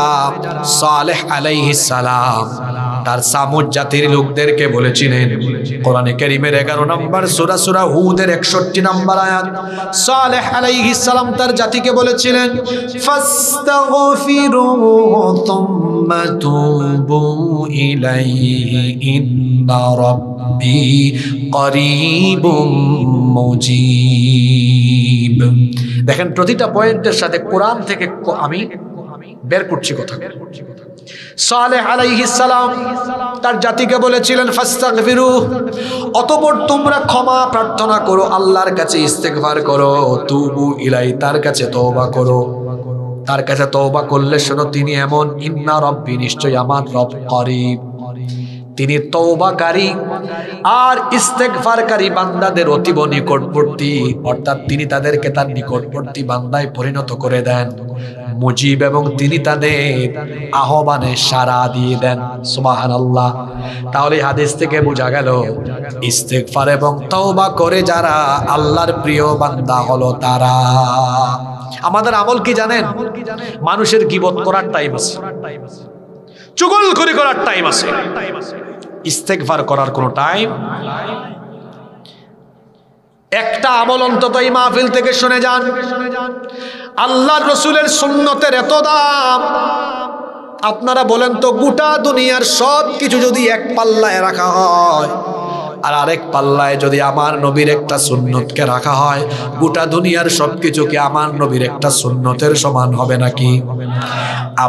আপনি যদি আল্লাহর নবীর একটা সুন্নতকেও মহব্বত দিয়ে আঁকড়ায় ধরতে পারেন, এই একটা সুন্নতের কারণে নবীর সাথে জান্নাতে যাওয়ার সুযোগ আছে। কারণ আমার নবী তো বলেছেন, মান আহাব্বা সুন্নতি ফাকাদ আহাব্বানি, যে ব্যক্তি আমার সুন্নতকে ভালোবাসে সে যেন আমি নবীকেই ভালোবাসে। ওয়া মান আহাব্বানি কানা মাই ফিল জান্নাহ, আর যে আমাকে ভালোবাসে সে আমার সাথে জান্নাতে থাকবে। সেই নবীর একটা সুন্নত শুনেন, প্রতিদিনকার সুন্নত, কমন আনকমন নয়, কমন সুন্নত হলো বুখারীর হাদিস। আল্লাহর নবী বলেছেন, ওয়াল্লাহি ইন্নী লা আস্তাগফিরুল্লাহ ওয়া আতুবু ইলাইহি ফিল ইয়াউমি আকসারা মিন 70 মাররা। আল্লাহর কসম, আমি নবী হয়েও প্রতিদিন আল্লাহর কাছে 70 বারের বেশি তওবা করি। আল্লাহু আকবার। আবার মুসলিম শরীফের হাদিসে এসেছে, আল্লাহর নবী বলেছেন, আইয়ুহান নাস তুবু ইলাল্লাহ, হে মানুষেরা তোমরা আল্লাহর কাছে তওবা করো। ফা ইন্নী আতুবু ইলাইহি ফিল ইয়াউমি মিআতা মাররা, কারণ আমি ডেইলি আল্লাহর কাছে 100 বার তওবা করি। এক হাদিসে এসেছে 70 বার, আর এক হাদিসে এসেছে 100 বার। দুইটা হাদিসের কম্বিনেশন করে আমরা বলতে পারি আমার নবী ডেইলি ইস্তেগফার করতেন 70 থেকে 100 বার, 70 থেকে। এবার আপনার কাছে প্রশ্ন হলো, বলেন তো আমার আপনার নবীর জীবনে গুনাহের কোনো ছিটা ফোঁটা আছে নাকি? কোনো গুনাহ নাই, তারপরেও ডেইলি ইস্তেগফার করতেন 70 থেকে। জোরে বলেন। এবার বলেন তো আমার জীবনে আপনাদের জীবনে গুনাহ আছে না নাই? আপনি ডেইলি ইস্তেগফার করেন কয়বার? দেখছেন কারবার? তার জীবনে গুনার অভাব নাই, তার ইস্তেগফার একবারও নাই। আর নবীর জীবনে গুনাই নাই, ইস্তেগফার 70 থেকে। ইন্না লিল্লাহি ওয়া ইন্না ইলাইহি। কেমন শয়তান ধরছে আমাদেরকে, চিন্তা করেছি। মানুষের গীবত করা, চুগলখড়ি করা বাদ দেন। যখনই সময় পান পড়েন আস্তাগফিরুল্লাহ, সময় পান পড়েন আস্তাগফিরুল্লাহ। এই আমলটা শিখায় দেই সকাল থেকে নিয়ে ঘুমানো পর্যন্ত। যখনই সময় পাবেন আস্তাগফিরুল্লাহ। ঢাকায় যাচ্ছেন, বাসে বসে আছেন, আস্তাগফিরুল্লাহ আস্তাগফিরুল্লাহ আস্তাগফিরুল্লাহ আস্তাগফিরুল্লাহ আস্তাগফিরুল্লাহ। মাহফিল শেষে বাড়ি যাবেন, আস্তাগফিরুল্লাহ পড়ে যান। ডেইলি যাতে কমপক্ষে 100 বার হয়। বলবেন হুজুর হইলে কি হবে? ইস্তেগফারের বহু ফজিলতের কথা হাদিসে আছে, কয়েকটা হাদিস শোনায়। আল্লাহ নবী বলেছেন, কোন ব্যক্তি যদি অনুতপ্ত হৃদয় নিয়ে ইস্তেগফার পাঠ করে, আস্তাগফিরুল্লাহ এই বাক্যটা পড়ে, তার আমল নামায় যদি সমুদ্রের ফেনা পরিমাণ গুনাহ থাকে, আল্লাহ তার সব গুনাহ মাফ করে দিবেন। আবার অন্য হাদিসে এসেছে, মাল্লাজিমাল ইস্তিগফার, যে ব্যক্তি ইস্তিগফারের সাথে লেগে থাকে, সব সময় ইস্তিগফার করে, ওই ব্যক্তিকে আল্লাহ রাব্বুল আলামিন সকল বিপদ আপদ থেকে, সংকীর্ণতা থেকে দূর করে দিবেন। বিপদ থেকে আল্লাহ তাআলা তাকে উদ্ধার করে দিবেন। ওয়া মিন কুল্লি হাম্মিন ফারাজা, এবং তার সকল টেনশন আল্লাহ দূর করে দিবেন। ওয়া মিন হাইসু রাযাকাহু লা ইয়াহতাসিব, সে কল্পনাও করবে না এমন জায়গা থেকে আল্লাহ তাকে রিজিক দান করে দিবে। এই আমলটা শিখে যান, আল্লাহর প্রিয় হয়ে যাবেন, আল্লাহর কাছাকাছি, আল্লাহর নৈকট্যশীল বান্দা হবেন। সময় পাবেন, পেয়েছেন, পড়বেন। কি পড়বেন? সবাই তো বললেন না, মুখে কি ঠাডা পড়ছে নাকি? সবাই বলেন। নাম্বার 7, 7 নাম্বার, আল্লাহর প্রিয় হলো তারা ইহসান করে যারা। ইহসান কি করে যারা? ইহসান আবার কি? ইহসান হলো এমন ভাবে আল্লাহর ইবাদত করা, আনতা আবুদাল্লাহ কাআন্নাকা তারাহু, যেন আপনি আল্লাহকে দেখছেন। যদি আল্লাহকে আপনি নাও দেখেন, এটা মনে রাখবেন, ফা ইন্নাহু ইয়ারাকা, নিশ্চয়ই তিনি আপনাকে দেখছেন। আল্লাহু আকবার। এটা হলো আল্লাহর ক্ষেত্রে। আর বান্দার ক্ষেত্রে ইহসান হলো নিজের জন্য যেটা পছন্দ করব, অন্যের জন্য সেটা পছন্দ। ইহসানকারীদেরকে আল্লাহ ভালোবাসেন। ওয়া আহসিনু ইন্নাল্লাহা ইউহিব্বুল মুহসিনিন, সূরা বাকারার 195 নম্বর আয়াত আল্লাহ বলেছেন, তোমরা ইহসান করো, সৎকর্ম করো, নিশ্চয়ই আল্লাহ মুহসিনিনদেরকে ভালোবাসেন। হাদিসে এসেছে, আল্লাহর নবী বলেছেন, ইন্নাল্লাহা ইউহিব্বু ইযা আমিলা আহাদুকুম আমালান আইয়ুতকিনাহু, নিশ্চয়ই আল্লাহ ওই ব্যক্তির আমল পছন্দ করেন যে ব্যক্তি কোনো আমলকে সুন্দরভাবে সম্পন্ন করে। অর্থাৎ যখনই কোনো আমল করবেন, সৎকর্ম করবেন, সুন্দর এবং যথাযথভাবে করবেন, যিনি আল্লাহর প্রিয় এবং নৈকট্যশীল বান্দা হবেন তিনি। 8 নাম্বার, আল্লাহর প্রিয় এবং নৈকট্যশীল বান্দা হলো তারা পিতা মাতাকে রাজি খুশি সন্তুষ্ট করবে যারা। রিদার রব্বি ফি রিদাল ওয়ালিদ ওয়া সাখাতার রব্বি ফি সাখাতিল ওয়ালিদ, পিতার সন্তুষ্টিতে আল্লাহ সন্তুষ্ট, পিতার অসন্তুষ্টিতে আল্লাহ সন্তুষ্ট। অন্য হাদিসে এসেছে, আল্লাহর নবী বলেছেন, হুমা জান্নাতুকা হুমা নারুকা, তোমার বাপ মা তোমার জন্য জান্নাত, তোমার বাপ মা তোমার জন্য জাহান্নাম। অর্থাৎ মা বাপকে খুশি করলে আল্লাহ খুশি হয়ে জান্নাত দিবেন, মা বাপকে বেজার করলে বেজার হয়ে যাবেন কে? আল্লাহর প্রিয় হতে হলে আপনাকে আগে আপনার মা বাবার প্রিয় হতে হবে। কথা বুঝেন নাই? আল্লাহর প্রিয় হতে হলে আগে আপনার মা বাবার প্রিয় হতে হবে। মা বাবার চাইতে আপন কেউ দুনিয়ায় হবে না। সবচেয়ে বেশি আদর আর মহব্বত আপনাকে আপনার বাপ মা দিয়েছেন, এজন্য আপনার বাপ মার কাছে প্রিয় হয়ে যান। তাহলে আপনাকে যিনি প্রিয় করে নেবেন তিনি কে? 9 নাম্বার, আল্লাহর প্রিয় ভাজন নৈকট্যশীল বান্দা হলো তারা উত্তম চরিত্রবান যারা। আল্লাহর নবী বলেছেন, আলা উখবিরুকুম বিমা ইয়াহরুমু আলান নার, আমি কি ওই ব্যক্তির খবর তোমাদেরকে দিব না যেই ব্যক্তির উপর আল্লাহ জাহান্নামের আগুনকে হারাম করে দিয়েছেন? সাহাবায়ে কেরাম বললেন, সেই ব্যক্তি কি? আল্লাহর নবী বললেন, তাহরিমু আলা কুল্লি করিবিন হাইয়িনিন লাইয়িনিন সাহালিন। নবীজি বললেন, সে হলো ওই ব্যক্তি যেই ব্যক্তি হলো ভদ্র, নম্র, বিনয়ী। অর্থাৎ তোমাদের মধ্যে উত্তম চরিত্রবান যারা জাহান্নামের আগুন থেকে মুক্তি পাবে, তারা আল্লাহর নৈকট্যশীল বান্দা হলো তারা। চরিত্রবান, চরিত্র হলো মানুষের সবচেয়ে বড় পরিচয়। যে ব্যক্তি এই চরিত্র হারাবে, তার দুনিয়াও হারাবে, আখিরাতও হারাবে, আল্লাহর রহমত, বরকত সব হারিয়ে ফেলবে।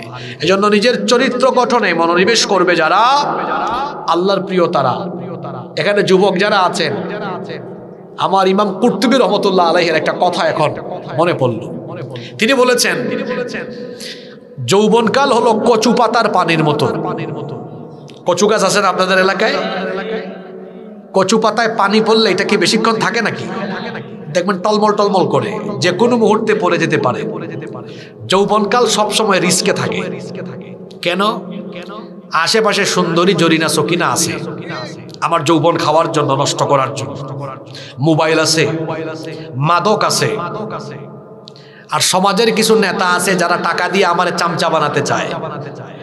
যুবকদেরকে বলবো, তোমার এই যৌবন কারো চামচামির জন্য দেওয়া হয় নাই, কারো সামনে পিছনে মোটরসাইকেল শুটাউন করে চামচামি করো না। এই যৌবন দেওয়া হয়েছে আল্লাহর জমিনে আল্লাহর দিন কায়েমের আন্দোলন করার জন্য। আপনার যৌবন কিন্তু কচু গাছের কচু পাতার পানির মতো টলমল করছে। একদিকে মোবাইল, অন্যদিকে ইন্টারনেট, অন্যদিকে সুন্দরী ললনা, আরেকদিকে নেতা নগদ টাকা দিয়ে যৌবন কিনতে চায়, আরেকদিকে মাদক, আরেকদিকে জুয়া। অর্থাৎ আপনার এই যৌবনের আশপাশে আপনার যৌবন বিনষ্টকারী উপাদানে ভরা। কোনো একটা ধরলেই কচু পাতার পানি যেমন যে কোনো মুহূর্তে পড়ে যেতে পারে, যৌবনের চারপাশে যৌবন বিধ্বংসী কোনো একটা উপাদান যদি খালি আপনারে ধরতে পারে, আপনার যৌবন নষ্ট হয়ে যেতে। কোন মানুষ জীবনে সফল হয়? যে ব্যক্তি তার যৌবনকালকে কদর করে কাজে লাগাতে পারে, ওই ব্যক্তি জীবনে সফল হয়। যে তার যৌবনকে কাজে লাগাতে পারে না, ওই ব্যক্তির জীবন ধ্বংস হয়, জীবন একেবারে ধ্বংসের কিনারে চলে যায়। উত্তম চরিত্রবান হওয়ার জন্য নিজের চরিত্রকে গঠন করার সবচেয়ে সুন্দর, সবচেয়ে মোক্ষম সময় হলো এই তরুণ এবং যৌবনকাল। Youth is called the golden season of human life. যৌবনকালকে মানুষের জীবনের স্বর্ণালী সময় বলা হয়। ওই সময় মানুষের শরীরে শক্তি বেশি থাকে। এই সময়টা কাজে লাগালে মানুষ পৃথিবীতে এস্টাবলিশড হতে পারে। আর এই সময় যদি ধ্বংসের পথে চলে যায়, তাহলে তার জীবন একেবারে নষ্ট হয়ে যেতে পারে। যুবক ভাইদের পা ধরে বলে যাচ্ছি, এই সময়টাকে কাজে লাগা। এই সময়ে চরিত্রকে গঠন করবেন যারা, আল্লাহর প্রিয় হয়ে যাবেন তারা। কালামের আগে সালাম হবে। দেখা হয়েছে, আমি কি দিব? সালাম দিব।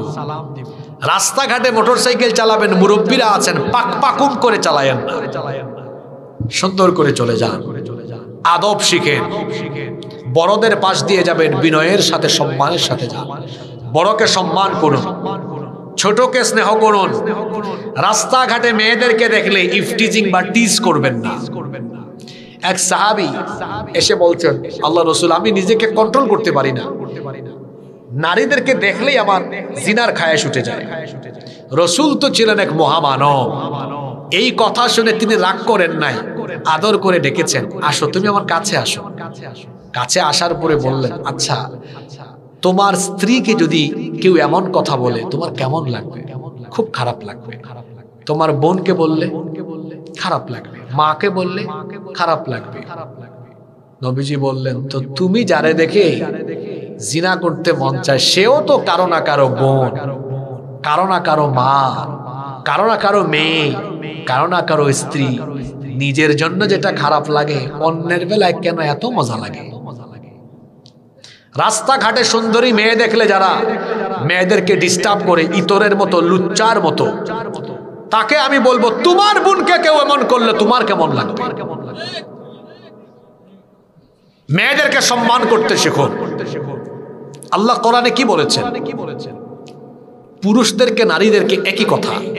পুরুষদেরকে বলেছেন ইয়াগুদ্দু মিন আবসারিহিম, নারীদেরকে বলেছেন ইয়াগদুদনা মিন আবসারিহিন্না। পরপুরুষ পরনারী থেকে চক্ষুকে নিম্নগামী করতে হবে। হুকুমকার চরিত্র এভাবে গঠন করতে হয়, চরিত্র এভাবেই গঠন করতে হয়। আমার সামনে দিয়ে একটা মেয়ে হেঁটে যাবে, আমি আল্লাহর ভয়ে তার দিকে তাকাবো না, আমি আমার চক্ষুকে নিম্নগামী করে দিব, আমি আল্লাহকে ভয় করব। ফায়দা কি হবে? রসুল বলেছেন, যে তার যৌবনের জিম্মাদারি গ্রহণ করবে, আমি রসুল তার জন্য জান্নাতের জিম্মাদারি গ্রহণ করলাম। সুবহানাল্লাহ। চরিত্রবান হবে যারা, আল্লাহর প্রিয় হয়ে যাবে তারা। আল্লাহ, তুমি আমাদেরকে হুসনুল খুলুক, উত্তম ভাবে চরিত্রবান হওয়ার তৌফিক দান করে দাও। 10 এবং সর্বশেষ হলো, কথায় আছে শেষ ভালো যার, সব ভালো আল্লাহর প্রিয় ভাজন হলো তারা তাকওয়াবান, মানে খোদাভীরু, আল্লাহকে ভয় করে জীবনটা চালায় যারা আল্লাহর প্রিয় হলো রব্বুল আলামিন। কোরআনে কারীমের 16 নম্বর সূরা আন-নাহলের 128 নম্বর আয়াতে বলছেন, ইন্নাল্লাহা মা'আল্লাযীনা তাকাও ওয়াল্লাযীনা হুম মুহসিনুন। নিশ্চয়ই আল্লাহ তাআলা তাদের সাথে আছেন যারা আল্লাহকে ভয় করে এবং যারা সৎকর্ম করে। অন্য আয়াতে আল্লাহ বলেছেন, ইন্নাল্লাহা ইউহিব্বুল মুত্তাকিন, নিশ্চয়ই তিনি মুত্তাকিদেরকে ভালোবাসেন। অন্য আয়াতে আল্লাহ বলেছেন সূরা হুজুরাত, ইন্না আকরামাকুম ইনদাল্লাহি আতকাকুম, নিশ্চয়ই তোমাদের মধ্যে আল্লাহর কাছে সবচেয়ে সম্মানিত হলো তারা তোমাদের মধ্যে সবচাইতে পরহেজগার, খোদাভীরু, তাকওয়াবান যারা। প্রশ্ন হলো তাকওয়া কি? এক কথায় তাকওয়া হলো আল্লাহর ভয়ে গুনার কাজ ছেড়ে দেওয়া আর নেকির কাজ আঁকড়ে ধরা। এটার নাম কি? তাকওয়া হলো রাতের বেলা আমার হাতে মোবাইল ফোন আছে, গুগল শরীফে গিয়ে আমি পর্নো সাইটে ঢুকে আমি এখন পর্নো মুভি দেখতে পারবো। আমার বাপ মা ভাই বোন কেউ দেখবে না, কেউ জানবে না, কিন্তু আমার এই অন্ধকার রুমে, একাকী রুমে আমি যা করি কেউ না দেখলেও না জানলেও যিনি সব দেখেন এবং সব জানেন তিনি কি? এর নাম তাকওয়া, এর নাম তাকওয়া।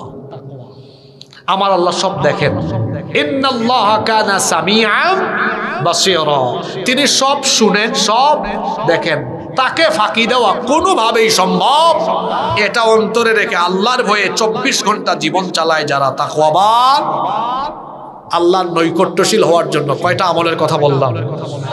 এমন কোন সাহসী ব্যক্তি আছেন এখানে যিনি সাহস করে এই 10টা পয়েন্ট এক নিঃশ্বাসে বলতে পারেন? তাকে পুরস্কার দেওয়া হবে। হায় হায় হায়, এটা তো অন্য জায়গায় হইলে বলে ফেলতো। আমি ভাবছি এখানে বসে বসে অনেকে নোট করছে, পারলেন না, তার মানে বোঝা গেল মনোযোগ কম ছিল আমাদের। মাশাআল্লাহ বলেন, বলেন মাশাআল্লাহ। দেখে দেখে বলবেন না, না দেখে বলেন মাশাআল্লাহ। যাবে, আমি শুনছি, বলেন। আমার কান ভালো আছে আলহামদুলিল্লাহ। এক নাম্বার হচ্ছে ঈমান আনা, আল্লাহ সিজদা করা, মাশাআল্লাহ মাশাআল্লাহ। নামাজ, সেজদা করা, জিকির করা, নকল করেন না, হয় নাই। আর কে পারবেন? ইস্তেগফার করা, তারপরে সুন্দরভাবে আমল করা, বাবা মার খেদমত করা। উল্টা পাল্টা হয়ে গেছে, বসেন। চেষ্টা করেছেন, বসেন। আচ্ছা, আমি একটু স্মরণ করাই দিই, প্রশ্নোত্তর পর্ব রাখবো। যারা শুনেন নাই, ইউটিউবে আপলোড হওয়ার পরে শুনিয়েন। আজকে কত গুরুত্বপূর্ণ কথা চলে গেছে। আমি আপনাদেরকে একটা কথা বলে যাই, এটা হলো তাফসিরুল কুরআন মাহফিল। আমাদের দেশে এখন মাহফিল হয়ে যাচ্ছে রাজনৈতিক সমাবেশের মতো। মানে 1-1.5 ঘন্টার ওয়াজে 60 মিনিটের মধ্যে 50 মিনিট রাজনৈতিক বক্তব্য, আর 10 মিনিট হলো কিছু কিছু কথা। না, 60 মিনিটের মধ্যে 55 মিনিট হবে কোরআন হাদিসের কথা। 5-7 মিনিট হতে পারে দেশীয় আন্তর্জাতিক কন্টেম্পোরারি ইস্যু, যেটা সম্পর্কে মানুষকে সচেতন করা দরকার, রুহানিয়ত ফিরিয়ে আনেন। 10টা পয়েন্ট বললাম। আচ্ছা, যাই হোক, এই ভাই তো অনেকগুলো বলতে পেরেছেন আলহামদুলিল্লাহ। আসেন, যারা পারি অন্যদেরকে একটু মনে করাই দিই। 1 নাম্বার, খাঁটি ইমানদার হওয়া। খাঁটি কি হওয়া? ওই পয়েন্টে অনেক কিছু বলেছি, জানি না কে কে মনে রাখছেন। 2 নাম্বার বলেছি আল্লাহ তাআলাকে কি দেওয়া, সাজদা দেওয়ার জায়গা কোথায়? নামাজ, মসজিদ। নামাজে গেলে খুশি হন কে আর কাঁদে কে? নামাজে না গেলে খুশি হয় শয়তান, হাসে, আর গেলে কাঁদাবেন না হাসাবেন? 3 আল্লাহর জিকির করা। আল্লাহর কি করা? জিকির কি? কুষ্ঠকাঠিন্য রোগী আর হাঁফানি রোগীর মতো এগুলা? জিকির মানে কার স্মরণ? 4 নাম্বার ফরজের পাশাপাশি নফল অর্থাৎ বিশেষ করে তাহাজ্জুদের প্রতি যত্নবান হওয়া। তারপরে 5 নাম্বার কি করা? বেশি বেশি দোয়া করা। 6 ইস্তিগফার করা। ডেইলি অন্তত কতবার চেষ্টা করা? 100 বার। 7 নাম্বার কি করা? ইহসান। ইহসান, ইহসানের কথা মনে নাই? 8 নাম্বার মা বাবার খেদমত করা। তারপরে 9 নাম্বার কি বলেছি? উত্তম চরিত্রবান হওয়া। 10 নাম্বার তাকওয়া। তাকওয়া এখন কে বলতে পারবেন? এটাও সুযোগ ছিল, এটাও সুযোগ ছিল, এটাও সুযোগ ছিল, পারলেন না। তাহলে আজকে আর কুমিল্লায় পুরস্কার দেওয়া গেল না। কিরে ওই দিন কোথায় জানি ইমন পুরস্কার নিয়ে কারাকারি হয়েছে, প্রশ্নোত্তর পূর্ব প্রায় 15-20 মিনিট, মানে এমন কন্টেস্ট। কোথায় জানি? পাবনা। পাবনা মনে পড়ছে আমার। পাবনা ইউনিভার্সিটির এক গ্রুপ ছেলে আসছিল, মানে আলোচনার পরে 15-20 মিনিট শুধু প্রশ্নোত্তর পর্ব হয়েছে। একটা প্রশ্ন বললে 100 জন হাত তুলে। আমি অবাক। পরে আমি বললাম আজকের পুরা ওয়াজের সবগুলো পয়েন্ট মুখস্থ কে বলতে পারো? ওইটাও হাত তুলছে। পরে আমি ভাবলাম এরা এমনি এমনি মনে হয় তুলছে। এই যে এখানে ইমন ছিল সাথে, যতগুলারে জিজ্ঞেস করলাম সবগুলা ঠাস ঠাস করে বলে দিয়েছে। আল্লাহু আকবার। এই যে এখন বাড়িতে যাবেন, যারা বিবাহিত ভাবি যদি জিজ্ঞেস করে, যারা অবিবাহিত কালকে যদি জিজ্ঞেস করে যে তোমরা না কালকে মাহফিলে গেছিলা, হুজুর কি বলছে, এরা উত্তর দিবে কি জানেন? আরে কয়েকটা গজল গাইছে খুব সুন্দর। আরেকজন বলবে আরে টেনে টেনে বলছে। আরেকজন বলবে মাঝে মাঝে কুরআন শরীফ সুন্দর করে তিলাওয়াত করছে। কেউ যদি বলে কোন টপিক নিয়ে কথা বলেছে, কোন পয়েন্টের উপরে কথা বলেছে। এরকম বক্কর সক্কর শ্রোতা হয়েন। যুগ জামানা পাল্টে দিতে চাই না অনেকজন, একজনই আনতে পারে জাতির জাগরণ। আমাকে আপনারা যারা চিনেন তারা জানেন আমি আমার দাওয়াতি লাইফে আজকের দিন পর্যন্ত কোনোদিন মাহফিলে অপ্রয়োজনীয় অহেতুক একটা কথাও বলি না। যখন মাইক ধরি শুরু থেকে মোনাজাতের আগ পর্যন্ত গুরুত্বপূর্ণ কথাগুলো বলে মোনাজাত করি। অমনোযোগী হয়ে আর কোনোদিন মাহফিলে যায় না। আজকে বহু কথা হয়েছে যা আপনার অমনোযোগের কারণে চলে গিয়েছে। একটা লাইন হতে পারে আপনার জীবন পরিবর্তনের জন্য যথেষ্ট। আল্লাহ তাআলা কথাগুলো উপলব্ধি করার তৌফিক দান করেন। এই এলাকার মানুষের চেহারা সুরত বড় সুন্দর, খুব ভালো ভালো খান আপনারা, তাই না? বেশি আরামে আছেন, মনোযোগী হবেন। আর মাহফিলে এসে শুধু ঠিক ঠিক ঠিক ঠিক বলে চলে যায়। আপনি ঠিক বেঠিক বলার কে? কুরআন হাদিসের কথা আপনি ঠিক বললেও ঠিক, না বললেও ঠিক। ঠিক আছে না? সবই তো ঠিক এখানে। তা আপনি ঠিক বলার কে? কিছু বক্তাও আছে একটু পর পর ঠিক কিনা, ঠিক কিনা, ঠিক কিনা। আরে আমার কোরআনের, আল্লাহর কোরআনের কথা আর রসুলের হাদিস ঠিক কিনা বলার জন্য এই আব্দুল করিম মদরিস মিয়া আর কদরিস মিয়াকে, এটা তো এমনি ঠিক আছে কথা। কোরআন হাদিসের কথা ঠিক না, সবই তো ঠিক।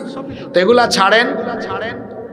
আমি ভাবছিলাম আজকে এখানেও কন্টেস্ট আরম্ভ হবে, পুরস্কার কারে তুইয়া কারে দিব। এটা বাকি থাকলো, এটা বাকি থাকলো, এখন আর ফায়দা হবে না।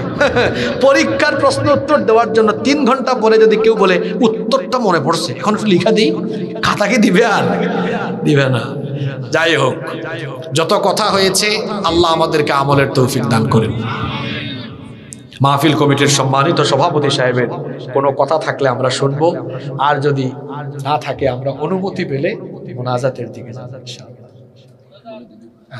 জি হুজুর, আপনাদের উদ্দেশ্যে মুখতাসার কিছু কথা বলবেন ইনশাআল্লাহ, এরপরে আমরা মোনাজাত করব।